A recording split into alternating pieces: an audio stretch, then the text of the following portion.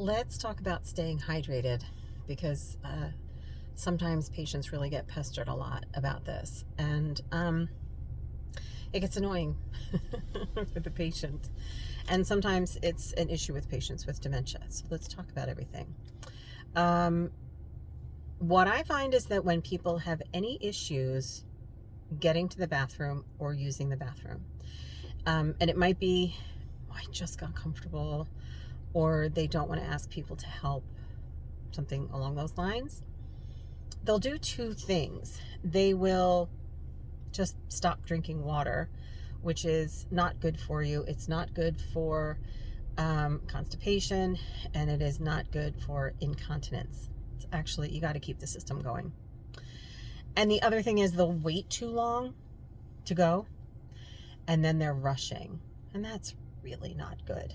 So that's a separate issue to discuss with your occupational therapist, that if it is too hard to do the toileting, what are your options? I have a video on urinals. Maybe you need the commode close to where you are.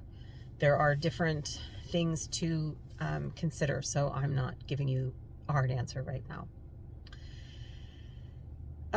People get tired of water. I drink water all the time.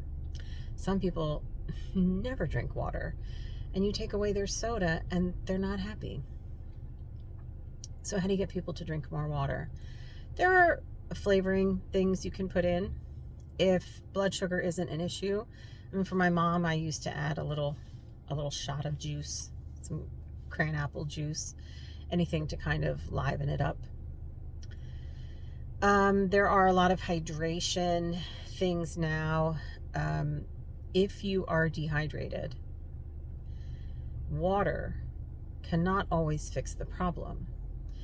It's not going to fix an electrolyte problem. And these days, there are so many products on the market for electrolytes, powders. I had a patient recently who chose hydration gummies. That was his favorite. For the dementia community, someone devised, I think for a family member, something called jelly drops. And so it looks like a little tray of colorful candies for someone to be interested in. Oh, sweets. We can still taste sweets when we lose other tastes as we get older. People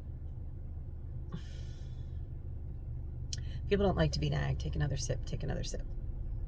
I have a couple things about that. These days, we all have our water bottles. This is my backup water bottle because I tend to drink all day long. I talk all day long. If someone is weaker than normal, if they have grip issues, arthritis, or there's something going on, don't give them big, heavy metal bottles. Don't give them giant slushy cups. It can be harder for them to manage.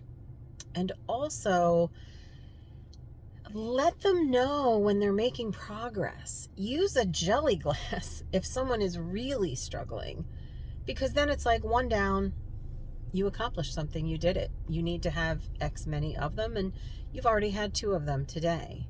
But when you have something like this, and nobody can see how much water they're drinking, then the family member who's saying, drink a little water, then this is the bottomless pit. There's like no getting out of it. And it just becomes this thing they have to do all day long when they don't even want to in the first place. So let them see the beverage. Let them see their progress. You can even just take rubber bands to put on a cup. And so you want to get here by 10 o'clock and you want to be here by lunchtime, whatever your goal system is. And then you can just use whatever cups you want. You don't have to get a special one that has times marked on it. I had a patient who struggled with this, and her daughter was very loving and a really good caregiver. But we were having this whole conversation about getting the patient to drink more. And the daughter had been giving her Gatorade for electrolytes. Not my favorite. It's acidic and sugars and stuff like that, but sometimes it's what works. And then the daughter says, well, she doesn't really like the orange. That's what she was giving her. That's what was in the cup. She doesn't like orange.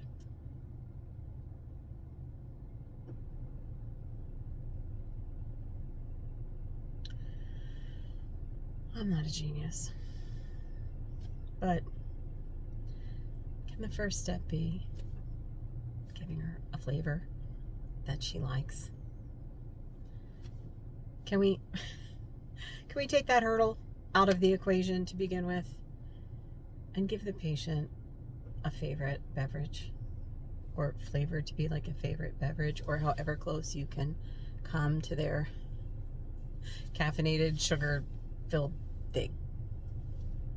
All right. The glass has to be in sight. It cannot be hard to reach over on a table that's far from the chair. It needs to be within reach. It needs to be accessible, something that they can pick up with ease. Let them see their progress of how much they are drinking. Set some specific goals. If you could get this much done by lunch. And then it's not this blind, sip your water, sip your water, sip your water. That can really get on someone's nerves. And as a patient, you're dealing with enough, right? You have you're supposed to do your exercises, and you have all these medications to take, and then you're going to have to get to the doctor, and have all these people coming to the house, and getting dressed is hard, and using the toilet is hard. This one doesn't have to be hard. Let's make it simpler, okay? Flavored things people like, work with them. They will only hear you as a nag. Keep up with fluids. It becomes a problem if you don't. It can become a problem if you don't. You do need the fluids. We just want to change how family members communicate with patients to get the fluids in.